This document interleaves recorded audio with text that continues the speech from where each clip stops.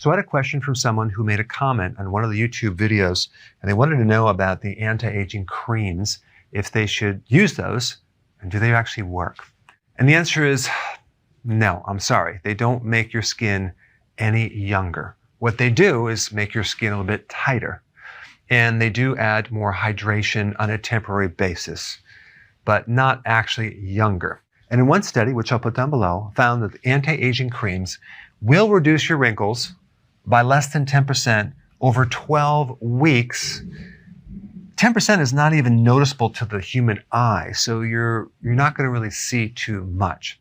So what is the solution? Is there a way to reverse the aging process or at least slow it down? And the answer is yes, if you understand the simple concept of inside out versus outside in. There's no way you're going to actually try to get the body younger by applying something topically or trying to work from the outside in.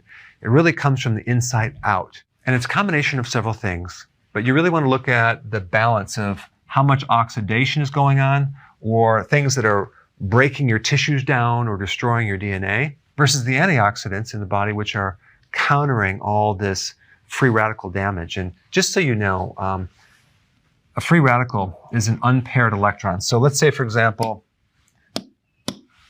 we have this atom right here that's supposed to be spinning around, and it only has one electron. It doesn't have the pair of electron over here, okay? It's missing it.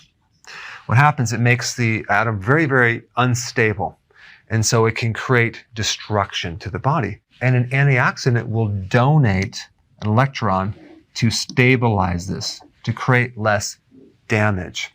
And there's two sources of antioxidants. One is exogenous. That means outside the body, from your diet. You're eating leafy vegetables, you're eating cruciferous vegetables. It is giving you antioxidants. And also, vitamins act as antioxidants. Vitamin E, vitamin A, vitamin C, even vitamin B1 can act as an antioxidant. And they always come in networks, because when an antioxidant donates its electron, it then becomes unstable, and it can create some problems. So it will borrow an electron from another antioxidant. So they come in networks. So you have the food that you eat with antioxidants, okay, that's called exogenous. Then you have endogenous antioxidants. Your body actually can make antioxidants.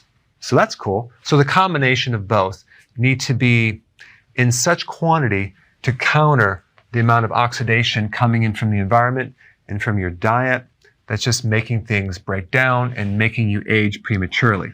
So what could make this worse? The big thing is glucose, high-carb diets that will trigger insulin, which will then combine with certain proteins in your body and cause this other phenomena called glycation.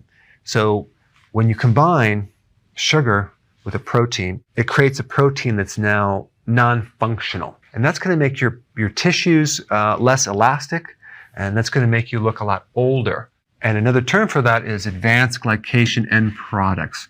And that is created by glucose, having a high amount of glucose in the diet. The other thing that's interesting is nutritional deficiencies can fail to supply certain biochemical enzymes that are supposed to repair and keep your tissue stable at the cellular level. So nutrition is a really key part in slowing the aging process down faster than it's going. So the worst case scenario is this combination between a high carb diet and low nutrients. That's going to age your skin. It's going to make you look older. It's going to age the inside of the body.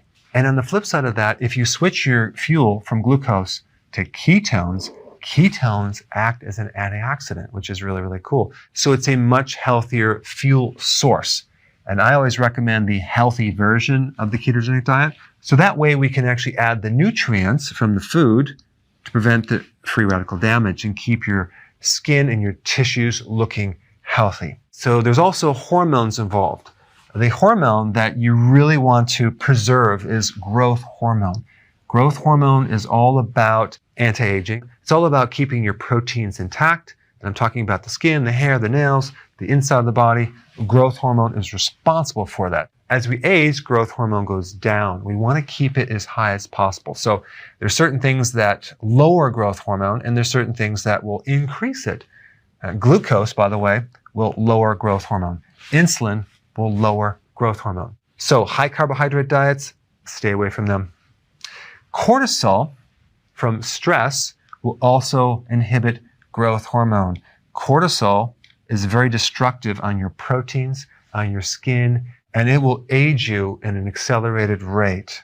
Alcohol is another thing that is very dehydrating. It will inhibit growth hormone. It will make you look old. All right, so how do we raise growth hormone?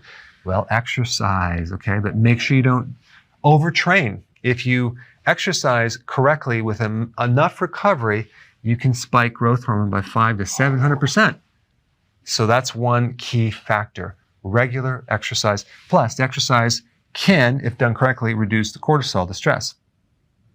And then fasting. Fasting is probably one of the most important things if you wanted to slow down the aging process and look younger.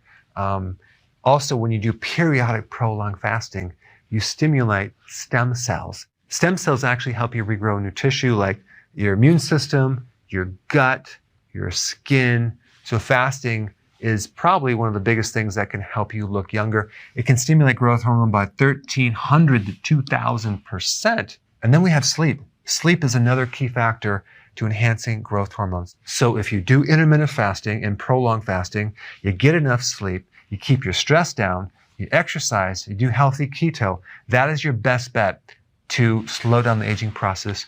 But to actually think that you can actually do it with a cream, it's just not going to work. All right, guys, thanks for watching. And check out a couple of these very interesting videos I have related to growth hormone.